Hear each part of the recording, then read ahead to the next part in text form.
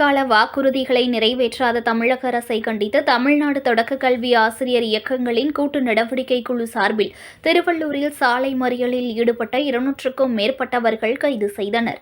திருவள்ளூர் மாவட்ட அரசு மருத்துவக் கல்லூரி மருத்துவமனை அருகே தமிழ்நாடு தொடக்க கல்வி ஆசிரியர் இயக்கங்களின் கூட்டு நடவடிக்கை குழு சார்பில் தமிழ்நாடு அரசு தேர்தல் கால வாக்குறுதியில் கூறியபடி ஆசிரியர்களுக்கும் அரசு ஊழியர்களுக்கும் புதிய ஓய்வூதிய திட்டத்தை ரத்து செய்து பழைய ஓய்வூதிய திட்டத்தை உடனடியாக அமல்படுத்த வேண்டும்.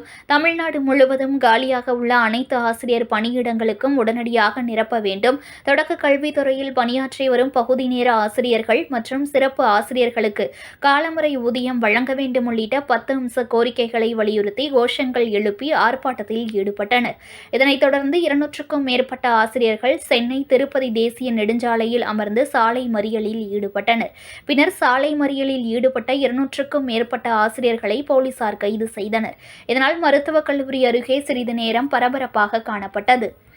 தொடக்க கல்வி ஆசிரியர் கூட்டு நடவடிக்கை குழு இன்று கிட்டத்தட்ட 1,00,000க்கும் மேற்பட்ட ஆசிரியர்கள் இங்கே பங்கு பெற்றிருக்கிறார்கள். 10 அம்ச கோரிக்கை: பழைய பென்ஷனை நடைமுறைப்படுத்திட வேண்டும், சிபிஎஸ் ரத்து செய்திட வேண்டும், இடைநிலை ஆசிரியருடைய ஊதிய முரண்பாடை நீக்கி மத்திய அரசுக்கு இணையாக வழங்கிட வேண்டும்.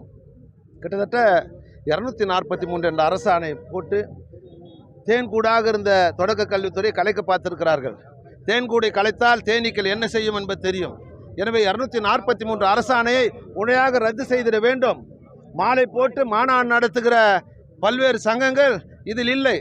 தொடக்க கல்வித்துறையில் இருக்கிற அத்தனை சங்கமும் இதில் இருக்கு. அப்போ இது இல்லாத சங்கத்தை கேட்டுக்கிட்டு மாண்புமிகு அமைச்சர் அதை முடிவெடுத்தால் இதை விட போராட்ட வீச்சு அதிகரிக்கும்.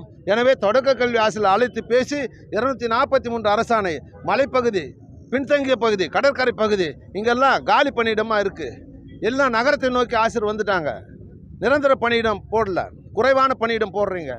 எல்லா பள்ளிக்கும் ஆசிரியர் நியமனம் வேண்டும். இளைஞருக்கான வேலை வாய்ப்பு வேண்டும். 5400 கிரேட் பேவை உடையாக அந்த தர ஊதியத்தை இன்றைக்கி ரெக்கவரி செய்கிறாங்க. 28 லட்சம் சார். ரிட்டையர்ட் ஆக சொல்ல வெறுங்கையில் போகிறான் சார். என்ன சார் நியாயம் இது? வருஷம் ஃபுல்லாக இவன் செஞ்சுட்டு வெறுங்கையில் போகிறதா? இது என்ன அநியாயம்? 20 வருஷம் வாங்கினது திரும்பி கட்டுன்னா சாப்பிட்டதை திரும்பி எடுன்னு சொல்கிறது இல்லையா? இதை நிறுத்தணும். எம்காம் பிஎட் முடித்தவன் ஊக்க ஊதியம் இல்லை. இப்படி அண்ணா காலத்தில், பேரறிஞர் அண்ணா காலத்தில் தமிழுக்கான ஒரு ஊதியத்தை தந்தார். பிலிட்டு படித்தா நடுநிலைப்பள்ளி தலைமையாச்சு.